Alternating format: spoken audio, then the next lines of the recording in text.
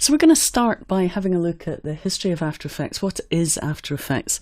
What does it do and where does it come from? Well, After Effects is a motion graphics and compositing app or application that's primarily used for creating motion graphics and visual effects.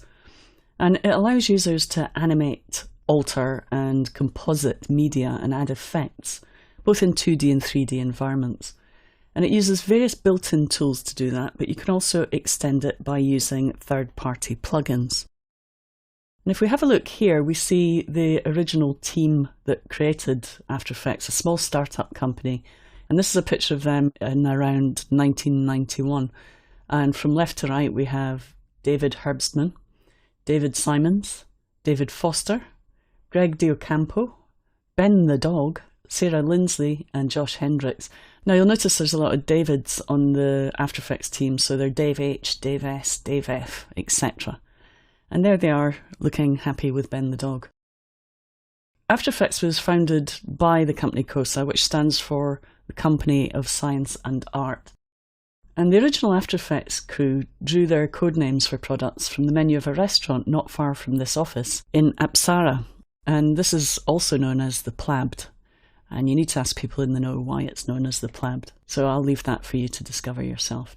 Dave Simon says, "We just visited that restaurant and apparently not much has changed. I just ate some lort, which are tiny egg rolls, and some nim chow, which together cover 3 of the early codenames, lort, egg and nim chow."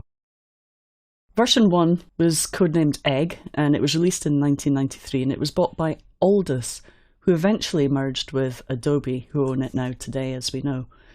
It was codenamed Egg, and it had a basic layered compositing with mask, effects, transforms, and keyframes. And it was only available on the Mac. Now you'll notice if you look here that it doesn't actually look that much different to how After Effects looks now. There's still a timeline, but notice the layers panel is separate from the timeline. But everything else is pretty much the same. There's an effect control panel, project panel, and comp panel. And then version 1.1 of After Effects added some more effects, and then came version 2, which was known as Teriyaki. It added a time layout window, multi-machine rendering, and frame blending. And then came version 3, Nimchow, which added a render queue, Bezier masking, time remapping, keyframe assistance, velocity graph, motion tracker, motion math. There was loads and loads of new features in version 3. And then came version 3.1, and this is where I started in After Effects. And it added more file formats, multi-processing, advanced keying, and then the Wiggler, Motion Sketch, Smoother, they were all added in 3.1. And this is one of the first movies I ever made in After Effects. Now, it's actually a little animation of one of the Bee Gees dancing on someone's mouth. Don't ask me why. So a client asked me for it for the website, and I designed it. It's just a little Photoshop file with, I think, the reshape effect, or I think it might have just been the bulge effect, but I used various different copies of the bulge effect to get different movements happening. It was very, very basic animation. And then came After Effects 4, and After Effects 4 added some great new features. It was codenamed Ebir, and it added tabbed windows, movable timeline layout columns, multiple masks per layer. Before that, we only had 1 mask per layer.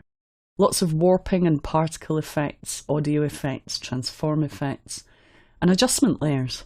There were also some other improvements. We had RAM previews, and also effects could now extend outside the layer edge, which was really nice. And then 4.1 arrived, and that was known as Batnip. And it had a flowchart view and watched folders and 3D channel effects and all sorts of other good stuff. And then came version 5, and this is where I really started to fall in love with After Effects.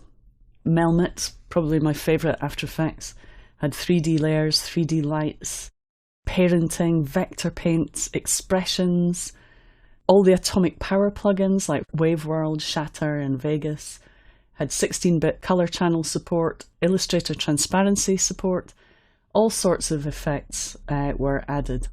So it was a really big release, and partly the reason it was my favourite was because I wrote a book about it as well. I wrote my first book, Creative After Effects 5, about version 5. And I wrote that with a lovely guy called Paul Tursley, who you may have heard of, great guy, and he taught me a lot about expressions and 3D and parenting. So thanks to Paul for all his help over the years. So this is a showreel of mine, of part of my showreel, and this was one of the first serious projects I worked on, which was a film for the Cook Museum in Middlesbrough, where I composited text over footage. And at the time I just had to use masks to make text appear and disappear over time. So that was one of my first jobs on After Effects 5. And then of course came After Effects 6, Food Fight, which added paint, scripting, text animators, OpenGL support, Roto Bezier masks, Keylight, Liquify, tons and tons of good stuff. And then 6.5, Shonbon, added advanced clone tool, presets gallery, grain management and Final Effects plugins, amongst other things. Colour Finesse was bundled as well.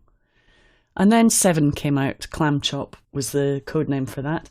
And it had a new unified window and added effects like time warp, added the graph editor, which opened up a completely new way of working, and had OpenGL 2 support and 32 bits per channel HDR colour, 32-bit audio, bridge support, dynamic link with Premiere Pro. So a lot of great things added with version 7.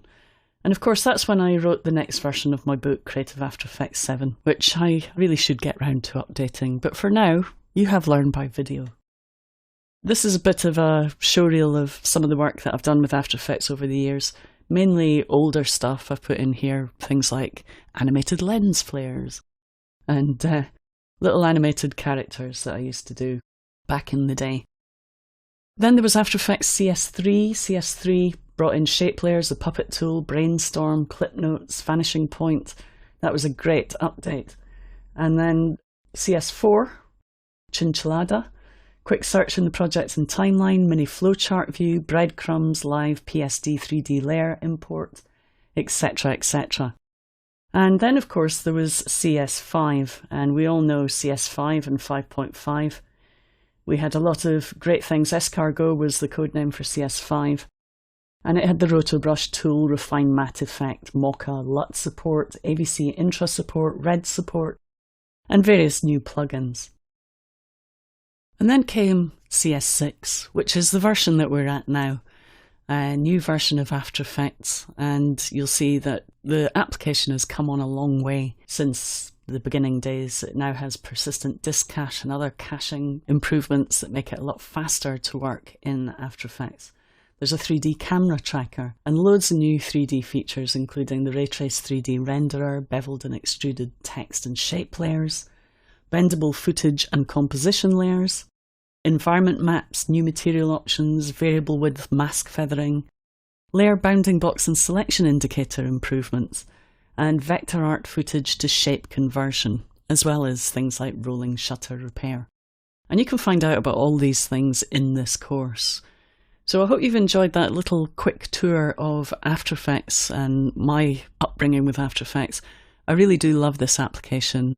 I used to get bored with things very, very quickly, and then I discovered After Effects, and how many ever years later, 17 years later, I'm still not bored and I'm still finding new things to do with such a great application. So thanks a lot to the After Effects team for creating such great software and also creating such a great partner for me to create this training movie with. Todd Capriva, my partner, has been a really important part of the After Effects team for many years, and I'm very pleased to be working with him on this. So let's dive into the tutorials. Come on, join me and Todd in learning some After Effects.